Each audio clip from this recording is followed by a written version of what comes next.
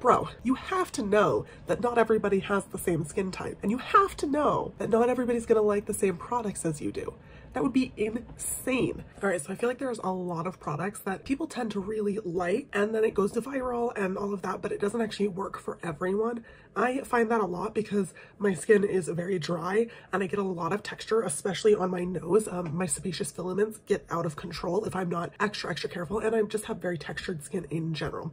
So I don't want anything to really emphasize that. So I posed this question on Reddit. I said, my iPad here, what is a makeup product that everyone seems to love but doesn't work for you? And I mentioned that I don't like the e.l.f. Hydro Grip, the e.l.f. Power Grip, or the Milk Hydro Grip. I don't like either of them. I always feel like I just end up having a sticky face, and then my makeup just feels weird. I don't like it.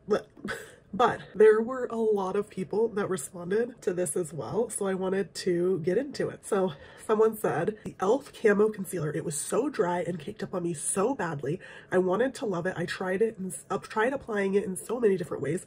It always cracked and clogged my pores so badly. 100% agree. I actually do like the Hydro Camo Concealer, but the original Camo Concealer doesn't work for me, and it never really did. It's not a very good. I would venture to say that that probably didn't work for very many people unless they were very young. All right, this next person said, the Too Faced Better Than Sex mascara doesn't work for me at all. And there was a whole bunch of comments under that, some people agreeing, some people saying it was their go-to. I feel like I personally didn't like this mascara, but I'm kind of picky with my mascaras. I hate it when a wand is too big. I also kind of have oily eyelids, and it flaked on me pretty badly. The Better Than Sex mascara wasn't it for me, but I totally understand that some people really loved it because it was volumizing. I do think that there's a lot of better and cheaper mascaras out there now. All right, this next person said, any of the Kat Von D matte lipsticks or liquid eyeliner pen. I love the shade that used to be Lolita, but even with hydration and balm before, it dries up and starts breaking up on me. The eyeliner always seems old when I buy it. It's a bummer. So I have to say, agree with you about the liquid lipsticks, although I very much am glad that that's not a thing anymore. I used to love liquid lipsticks. I don't wear them anymore, or very, very little do I wear them. So that's just my take on liquid lipsticks in general nowadays. The eyeliner pens, I actually really like them.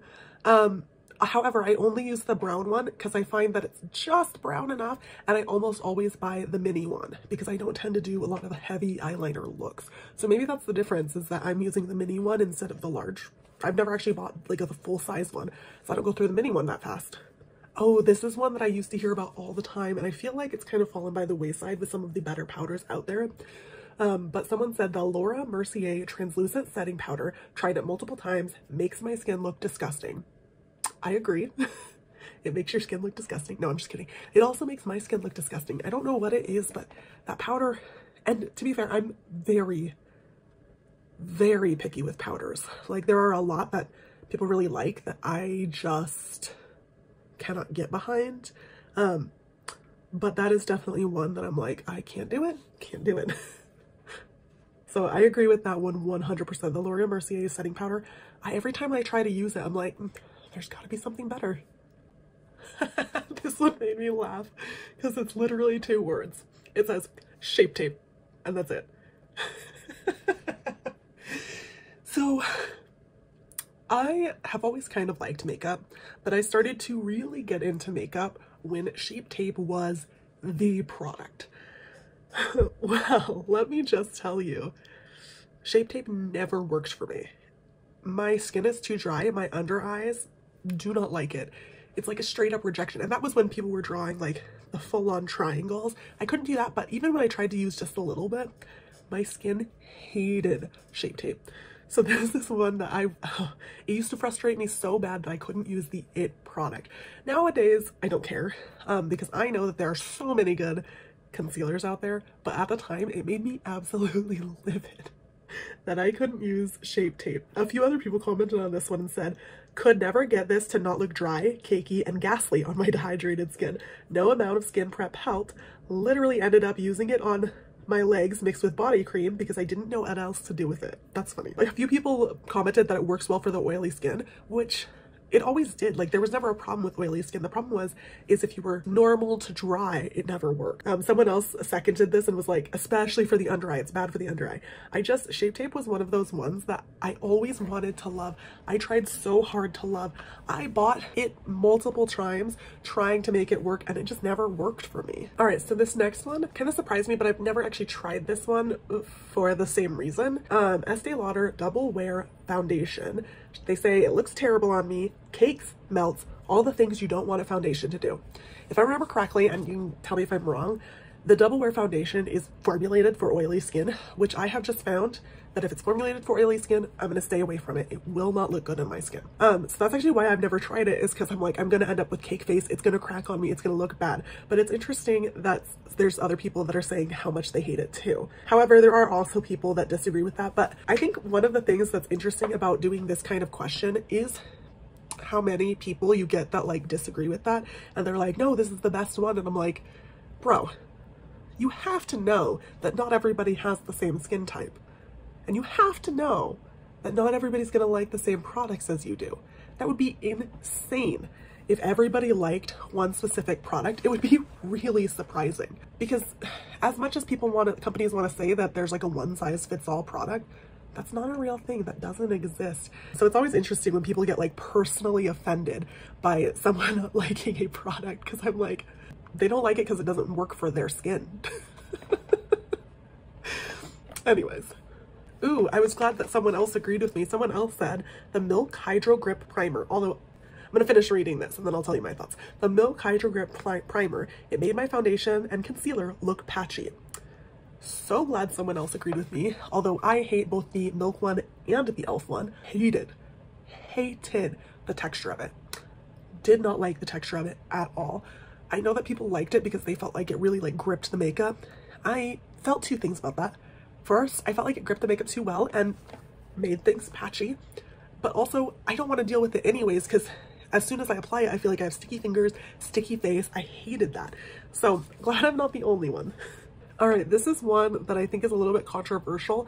I personally like this product. However, well, one of the products mentioned I like. However, I understand where some of the controversy for this one comes from. And like I said, not everybody's gonna like every product, and that makes sense. They said, Kosas is one of those overhyped brands that became worse when it was bought out. Kosas used to be an indie brand sold at a boutique makeup stores. Their formulas were always good, never smelled bad or anything. Every product I've taken, or every product I've bought since they were bought out and started selling at Sephora has not lasted because of how foul the smell gets. I know clean beauty doesn't last long, but even Ilia does not get this bad. I had to throw out my concealer, eyebrow mascara, etc. because of this. The eyebrow mascara ended up smelling like vomit. The concealer sucks either way. Like I said, I actually really like the Kosas concealer, and I haven't had problems with it going bad, although I do go through it pretty fast because I find that on my dry skin, I can put it everywhere on my face and it's not gonna look crazy. I also like that it's not a crazy heavy coverage concealer because I really don't like that, but I do understand where they're coming from. I did hear that Kosas came out with some lipsticks or something that went bad really fast and they ended up having to recall them. And they do seem to have some issues with that in particular, which is kind of irritating, and I can understand that. The one thing that I will say about the Kosas concealer is that it leans warm. I typically buy neutral makeup and everything, and I have to buy the cool shade of the Kosas concealer because otherwise I feel like it's way too yellow for me. All right, so this next one, I totally might have commented and stood up and cheered a little bit on this one because 1000% agree. Someone said the Thrive mascara they hated, and I tried that. I wanted so badly to like it. I've heard so many people rave about it. Clumped, it smudged, flaked, it was so wet, and I felt like it didn't really give anything extra to my lashes that my current mascara didn't already give. Some people also said that it was heavy. It just, for me, the Thrive mascara, it was like, you guys are messing with me. It's not April Fool's yet. You don't have to mess with me about the Thrive mascara. That's kind of how I felt about it, is that I'm like, why are you messing with me? This is clearly not a great product. This one surprised me too. I was surprised that there were so many people that didn't like this one. But someone said, Essence Mascara, any of them. I know so many people swear by them, but I've never tried one that worked. Most of them flat out don't stick to my lashes. And if it does, it flakes off almost immediately. That, and for me, I don't know about you guys, but for me, the mascaras always ended up being a little bit underwhelming. I never felt like I was getting what I was looking for when I used those, which I know that that's the complete opposite of everybody else. So many people loved that one, but I just didn't like it. Didn't work for me personally, I should say. Honestly, this one is like a preach moment for me. The NARS Orgasm Blush just looks off on me, and on a lot of people I use it on. A lot of universally flattering shades are just not. Also, Pillow Talk Pencil, the pink felt very bright and dated on me, and it looks great on others. So I'm going to address the NARS Orgasm Blush, but, well, and Pillow Talk just in general. If you see something that says universally flattering, run. Or just assume that it's for fair skin, because that's typically the truth of it. I'm sorry, but Pillow Talk, the medium one I think is really pretty. The original one, I'm like, universally flattering? You've got to be kidding me. And the same with the NARS Orgasm Blush. I like can't even. Let me grab it. So I think I got this in a birthday kit, but look at this color. You can't tell me that that's going to be flattering on me. It looks insane. So universally flattering, don't buy into it. It's not true.